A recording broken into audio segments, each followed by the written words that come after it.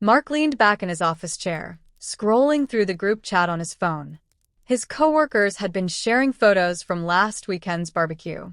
Everyone looked so polished, so successful, with their spouses and partners standing proudly beside them. Mark's stomach churned as he read a message from his colleague, Brian. Can't wait to meet Anna at the company dinner next month. Bet she has plenty of fascinating stories about running the mall. Hi there.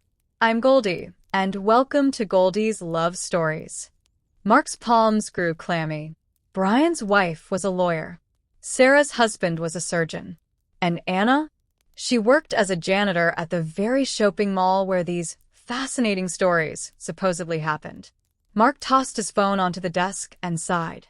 How had he gotten into this mess? It all started a few months ago when his team went out for drinks after work.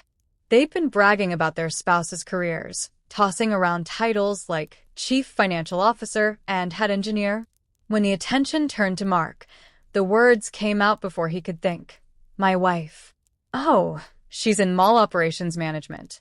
Big responsibilities. The lie had spiraled from there. Each time it came up, Mark added another layer to the story. How could he admit now that Anna didn't manage the mall but mopped its floors after hours? The thought made him cringe. At home, Anna hummed softly as she folded laundry. Her hair was tied back in a loose bun, and her face glowed with contentment. Hey, how's work? She asked as Mark walked into the room. It was fine, he muttered, avoiding her eyes. Anna frowned and set the laundry down. Mark, is something bothering you? You've been quiet lately. Mark forced a smile. No, just tired. Long day. Anna walked over and placed a hand on his shoulder. You work so hard.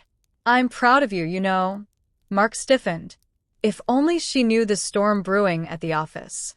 He nodded and changed the subject, asking about her day instead. Oh, same as usual, Anna said with a laugh. There's a new shop opening soon. Lots of mess to clean up, but the staff is nice. One of them gave me a leftover pretzel. Can you believe that? Made my whole shift. She beamed, but Mark's chest tightened. How could she be so cheerful about a job like that? Didn't she realize how it reflected on him? Later that night, Mark lay awake in bed, staring at the ceiling. Memories of the early days of their relationship crept into his mind. Back then, Anna's job hadn't mattered. He loved her optimism, her resilience, and the way she found joy in the simplest things. But as his career advanced, he started to notice the sideways glances when he mentioned her work. Slowly, he stopped mentioning it altogether. The next day at work, Brian leaned over Mark's cubicle wall with a grin. Hey, we're planning another get-together next weekend. Bring Anna along. Everyone's dying to meet her. Mark forced a laugh. Yeah, I'll check her schedule. She's been swamped lately, you know, with work. Brian raised an eyebrow. Running a mall must be intense. You must be so proud. Mark swallowed hard. Yeah, proud, he said weakly. The pressure was building, and Mark could feel it. Every interaction with his coworkers felt like walking a tightrope. Meanwhile, at home, Anna was blissfully unaware of the facade he'd constructed. One evening, as they sat down for dinner, Anna mentioned a coworker's promotion and how inspiring it was to see someone move up in life through sheer hard work. Do you ever wish I had a different job? She asked suddenly, her tone curious. Mark nearly choked on his drink. What? No, of course not, he lied, his voice too quick and too high. Anna gave him a puzzled look, but didn't press further. Good. I like what I do. It's honest work, and it keeps me active. Plus, I get to meet so many interesting people. Mark managed a weak smile, but inside, he felt like a fraud. He hated how her words, spoken with such pride, filled him with shame instead of admiration. As she walked away, Mark felt the weight of his lie pressing down on him like never before. It wasn't just his pride on the line anymore, it was Anna's trust. Mark's heart raced as he walked into the office the next morning. He couldn't shake the conversation from the night before. Morning, Mark. Brian called from across the room. I hope Anna's not working too hard. She needs to take a break and come meet the gang soon. Mark plastered on a fake smile and gave a quick nod. He buried himself in his emails, trying to push the thoughts away. But the guilt gnawed at him. Anna wasn't the one who should be ashamed, he was. As the day went on, his coworkers continued to bring up the upcoming company dinner. Sarah stopped by his desk during lunch. So, what's Anna like? She must be really sharp to manage an entire mall. I can't imagine the stress she deals with daily. Mark laughed nervously. Oh, yeah, she's incredible. Very hardworking. Any chance she can give me tips on juggling all that? I could use some advice, Sarah joked. Mark mumbled an excuse about Anna being too busy, but Sarah's words lingered. He'd built Anna up into some superhero in his colleagues' eyes. The more they admired her, the harder it became to tell the truth. At home that evening, Anna was in high spirits. She had just completed a shift and was recounting a story about helping a lost child at the mall. It's moments like that that make me love what I do, she said with a smile. Mark forced a grin, but his stomach churned. He couldn't bear to tell her how he felt or what he'd done. By the way, Anna said casually, the other janitors and I are planning a small party next week. You should come. I'd love for you to meet my coworkers. Mark froze. Oh, I'll have to check my schedule. Work's been pretty hectic lately. Anna tilted her head, her smile fading slightly.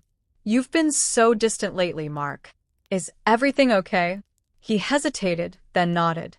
Yeah, just a lot on my plate. Anna didn't push further, but her concerned expression stayed with him. The next day at the office, Mark's coworkers continued discussing their spouses and the upcoming dinner.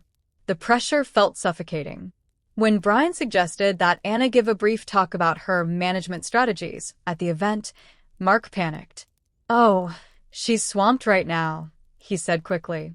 I doubt she'll be able to make it. Brian frowned. That's a shame.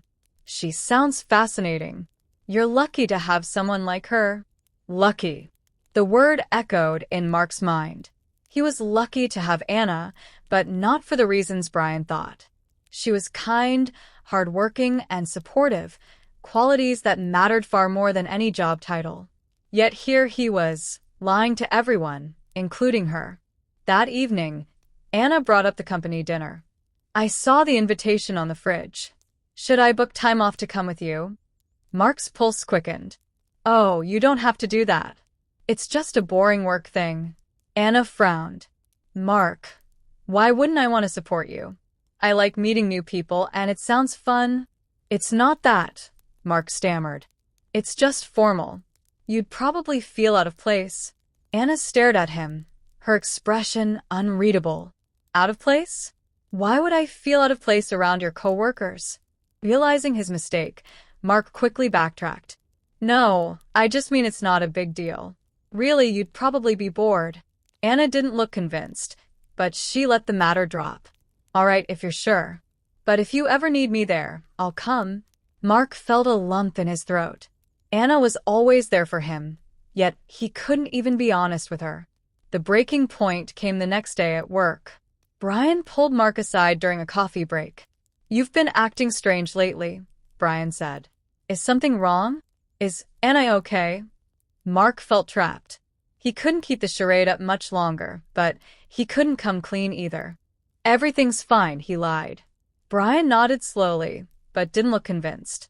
As Mark returned to his desk, he noticed a notification on his phone. Lunch surprise. Be there soon, love, Anna. Mark's blood ran cold. He glanced at the time. She'd be at his office any minute. His heart pounded as he imagined her walking in, her bright smile and janitor uniform revealing everything. Scrambling to think of a way out, he considered texting her not to come, but it was too late. He could already hear the cheerful buzz of the receptionist announcing a visitor. Mark's world began to crumble as the doors to his office swung open. Mark felt frozen as Anna stepped into the office. She was radiant, her smile lighting up the room as she carried a neatly packed lunch bag. She had changed into her casual clothes after her shift, but Mark could still see the faint marks of a day's work on her hands. Hi, sweetheart, Anna said, her voice warm and cheerful as ever. Mark plastered on a nervous smile, his coworkers already starting to glance over. He stood abruptly, walking toward Anna in an attempt to usher her out of the office. Anna, what are you doing here? He asked, his tone more anxious than welcoming. Anna tilted her head, surprised by his reaction. You've been so stressed lately. I thought I'd bring you lunch and cheer you up. By now, Brian and a few others had started to gather near the cubicles, intrigued by the commotion. Mark could feel their curious eyes boring into him. Is this Anna? Brian asked, stepping forward with his trademark grin. Before Mark could respond, Anna extended her hand graciously. Yes, I'm Anna. It's so nice to meet you. Brian shook her hand, looking genuinely pleased. Wow, we've heard so much about you. Mark talks about you all the time. Managing a mall sounds so impressive. Anna blinked, her smile faltering for a brief second. Oh, he does? Mark's stomach twisted into knots. He could see the confusion flicker across Anna's face, but she quickly recovered, her polite smile returning. Well, it's definitely a busy environment, Anna said diplomatically, glancing at Mark for answers he wasn't prepared to give. Brian laughed.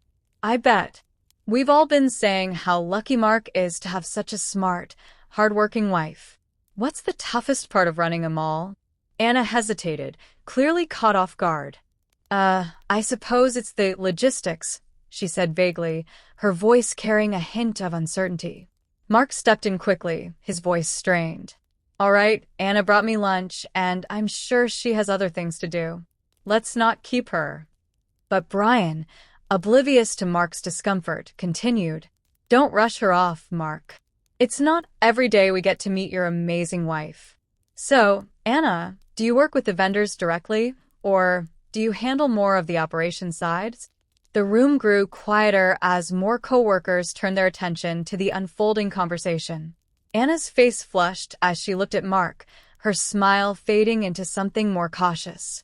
Mark, what's going on? She asked softly, her tone laced with both confusion and hurt. Mark's mouth opened, but no words came out. The weight of his lies pressed down on him like a boulder. Before he could respond, Brian's voice cut through the silence. Oh, don't be shy, Anna. We're all in awe of your career. Mark told us you're in mall management.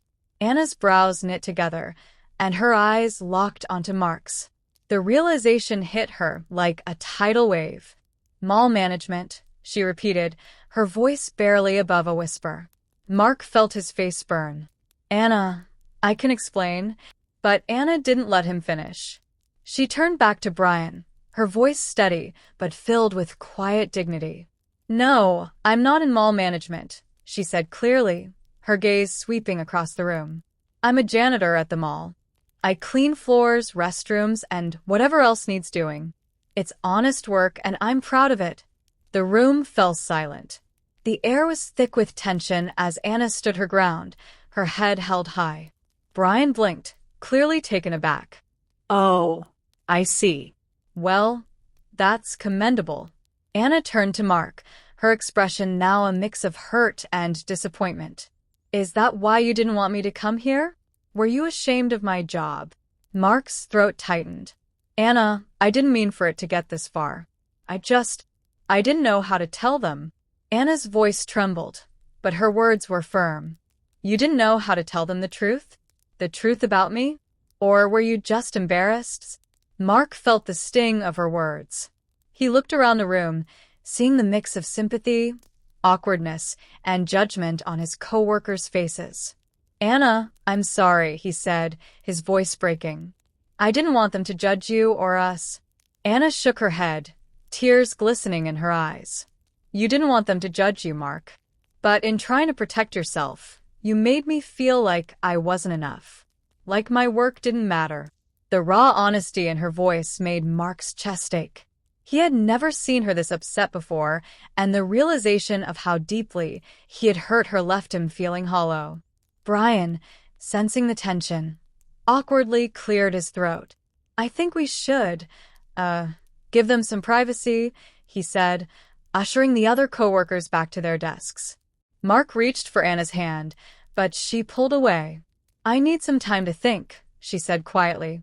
I'll see you at home. Before Mark could stop her, Anna turned and walked out of the office. Her shoulders were square, her head held high, but Mark could see the pain in her every step. As the door closed behind her, Mark sank into his chair, burying his face in his hands. The weight of his actions pressed down on him harder than ever. He knew he had a lot to make up for, and that it wouldn't be easy. The truth was out, and now Mark had to face not only his coworkers, but also the consequences of his betrayal of the woman who had stood by him through everything. Mark spent the rest of the day in a haze, his mind replaying the look on Anna's face as she walked out. His coworkers avoided him, their usual chatter subdued. The weight of his shame was crushing. That evening, Mark returned home to an empty house. Anna's shoes weren't by the door, and the comforting scent of her cooking was absent. He noticed a note on the kitchen counter, written in her familiar, neat handwriting. I need space to think. Staying with Mom tonight. Don't wait up. Mark's chest tightened. He had driven her away, not because of her job, but because of his inability to value her for who she truly was. The silence of the house was unbearable. Mark wandered into the living room and sank onto the couch. His gaze landed on a photo of him and Anna from their wedding day. Her radiant smile and the light in her eyes told the story of a woman who believed in love, trust, and partnership. He realized how far he had strayed from the vows he'd made that day. That night, Mark barely slept. Instead, he reflected on everything Anna had done for him. The sacrifices she had made to support him when times were tough, her unwavering positivity, and her pride in her honest work. He realized he hadn't just lied to his coworkers. He'd disrespected the very foundation of their relationship. The next morning, Mark decided to take action. He knew he couldn't undo the past, but he could start making things right. He arrived at the office earlier than usual and sent out a company-wide email inviting his colleagues to a short meeting later that afternoon. When the time came, the office buzzed with curiosity. His coworkers gathered in the break room, whispering among themselves about the drama of the previous day. Mark stood in front of them, his palms sweating and his heart pounding, but he forced himself to speak. I want to thank you all for coming, he began, his voice steady despite the storm inside him. I owe all of you, and especially my wife, an apology. The room fell silent as Mark continued.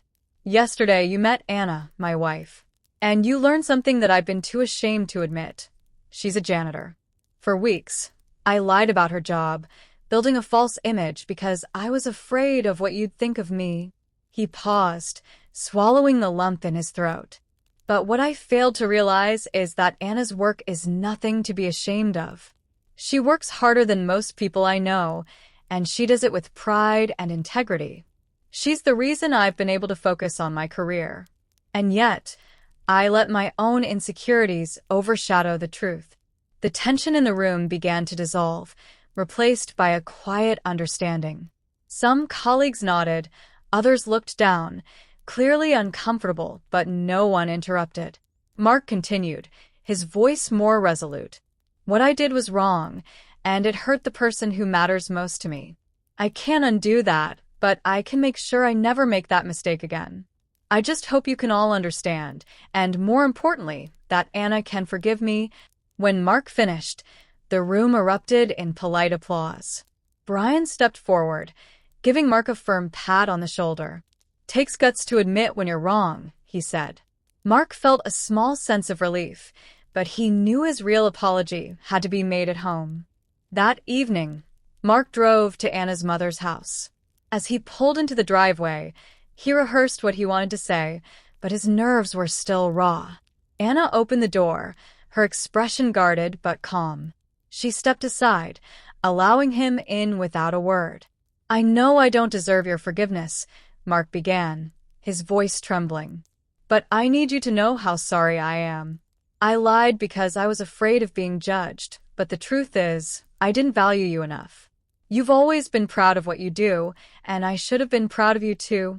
Anna's eyes glistened with unshed tears, but she remained silent. Mark continued, "You are the strongest, most hardworking person I know. Your job doesn't define your worth. Your kindness, your resilience, and your love do. And I've been a fool for not seeing that sooner." The silence stretched, and Mark's heart felt like it might shatter. Finally, Anna spoke, her voice quiet but firm. "I need to believe that you mean this, Mark," she said. "I need to see that you're willing to be better. Not just for me, but for yourself." Mark nodded. "I'll prove it to you, however long it takes." In the weeks that followed, Mark worked to rebuild the trust he had broken. He started by being more honest, not just with Anna but with everyone in his life. He proudly introduced her to his coworkers at the company dinner, openly sharing her story and her achievements. Though the road to healing was long, Anna began to see the sincerity in his efforts. Slowly, the warmth between them returned, stronger than before. Mark learned that love and respect couldn't coexist with shame. And as he held Anna's hand on a quiet evening weeks later, he realized he was proud, not just of her, but of the man he was finally becoming. Thanks for watching. How would you rate this story? Give it 1 to 5 hearts in the comments, and let me know what you thought. This is a brand new channel, and your support means the world to me. If you enjoyed the story, please consider subscribing and turning on notifications so you never miss an episode. Your likes, comments, and shares help this community grow, and I'd be so grateful to have you along for the journey. See you next time.